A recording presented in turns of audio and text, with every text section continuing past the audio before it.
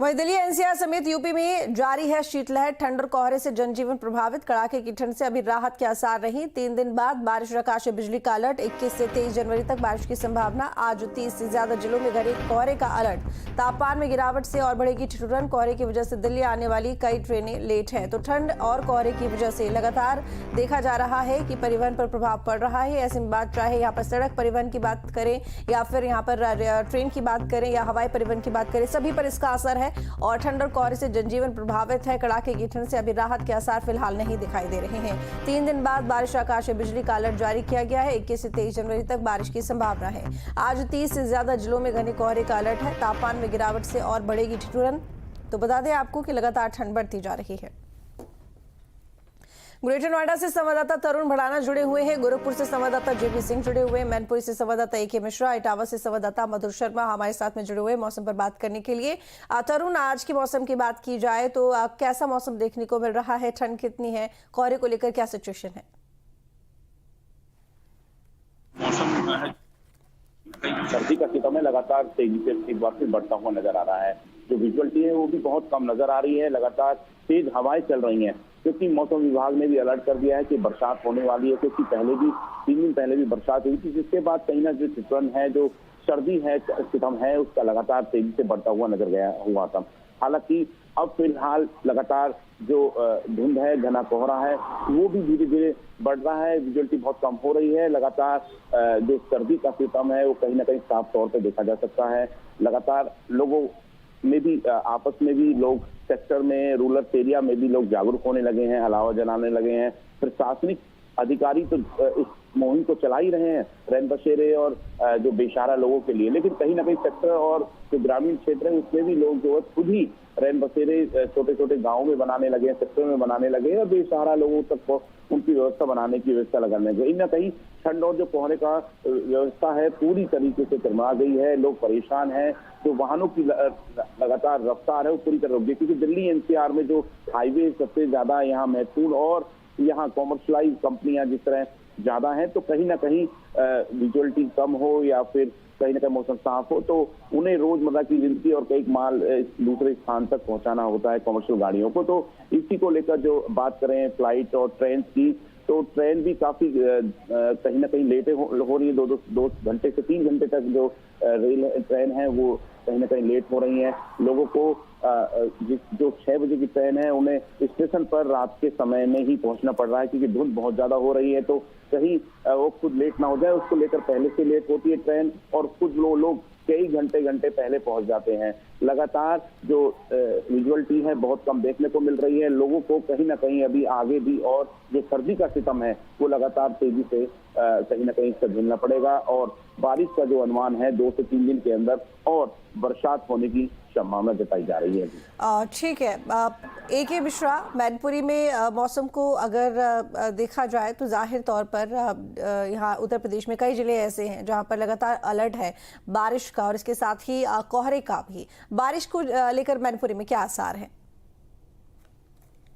बिल्कुल, देखिए ऋतु, कहीं ना कहीं आपको बता दूं, दिल्ली एनसीआर समेत उत्तर प्रदेश में जो है सर्दी कड़ाके की पड़ रही है। हम अपनी तस्वीरों में आपको दिखाना चाहेंगे मैनपुरी की ये वही तस्वीर है। पीछे साफ तौर पर वक्त जो गाड़ियां हैं उनकी रफ्तार रुकी हुई है। लोग अपनी लाइटें जलाकर सफर कर रहे हैं और जो गाड़ियों की जो रफ्तार थी वो बड़ी धीरे हो गई है। हालांकि प्रशासन की अगर बात करें तो प्रशासन लगातार रैन बसेरा और अलाव की व्यवस्था कर रहा है, लेकिन लोग जो है वो भी अपने घरों में और सड़कों पर जो अलाव जला रहे हैं और सर्दी से बचने के लिए अपनी कहीं ना कहीं कोशिश कर रहे हैं। हालांकि कोहरा जो है वो 3 दिन से लगातार मैनपुरी में देखा जा रहा है। इससे पहले 2 दिन पहले बारिश भी हल्की रिमझिम हुई थी, लेकिन उसको देखते हुए मौसम साफ था। लेकिन आज जो है वो कड़ाके की गलन के साथ घना कोहरा है। लोग जो है बड़ी ही मुसीबत से अपने घर से बाहर निकल पा रहे हैं। जो उनकी जरूरतमंद काम है उसी वजह से वो बाहर निकल रहे हैं। हालांकि और जो काम है लोगों के वो सर्दी की वजह से रुके हुए हैं। तो कहीं ना कहीं ये देखना होगा कि मौसम की जो मार है वो लोगों पर कहीं ना कहीं बिल्कुल देखी जा रही है, क्योंकि लोग अपने घरों से निकलने के लिए इतने परेशान है, क्योंकि सर्दी जो है, ये कोहरा जो है लोगों को घर से निकलने के लिए मजबूर करे हुए है। बिल्कुल। और मधुर, इटावा में क्या देखने को मिल रहा है? कितना तापमान फिलहाल है?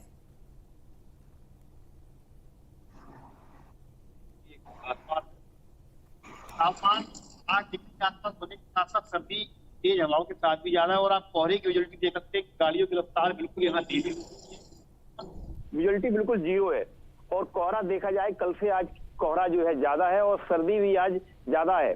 तो वहीं बरसात की अगर बात करें तो यहाँ पर जो आपदा विभाग मौसम विभाग के द्वारा जानकारी दी गई है 21, 22 और 23 तारीख को बरसात हो सकती है। लेकिन जिस तरीके से यहाँ कोहरा पड़ रहा है उस तरीके से यहाँ नमी भी ज्यादा है। तो वहीं बड़े बुजुर्गों को घर में कैद करने का सर्दी पूरी तरीके से काम कर रही है। ठीक है। जेबी सिंह, गोरखपुर की अगर बात करें तो क्योंकि 21 से 23 जनवरी तक बारिश की संभावना है, आकाशीय बिजली का अलर्ट जारी कर दिया गया है, तो ऐसे में फिलहाल तो देखिए ठंड से राहत नहीं मिलने वाली है। अगर स्कूलों की बात करें तो स्कूल में फिलहाल क्या कुछ चल रहा है, क्योंकि देखा जाता है जैसे ही ठंड बढ़ती है स्कूल बंद कर दिए जाते हैं, तो अभी फिलहाल स्कूल ओपन है या फिर अभी भी बंद है? फिलहाल 12 जनवरी तक के लिए जिलाधिकारी ने आदेश कर रखा है। कक्षा 1 से 8 तक के विद्यालय बंद हैं।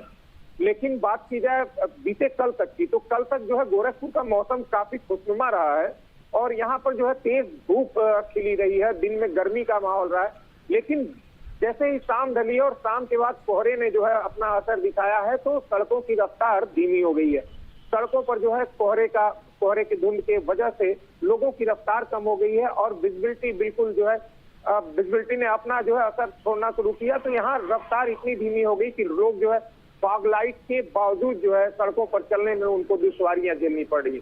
दूसरी बात ये कह दें कि अगर कल तक के मौसम के बारे में बात की जाए तो कल तक का मौसम काफी बेहतरीन था। यहाँ पे गोरखपुर में ठंड से लोगों को ऐसा लग रहा था कि निजात मिलेगी और बच्चे भी खुश थे कि आज से उनका मंडे से उनका विद्यालय खुलेगा। लेकिन कहीं न कहीं मौसम विभाग के इस अलर्ट के बाद ऐसा लग रहा है कि ठंड अपना असर और छोड़ने वाली है और बरसात का अलर्ट के बाद जो है यहाँ पे और ज्यादा ठंड बढ़ती दिख रही है।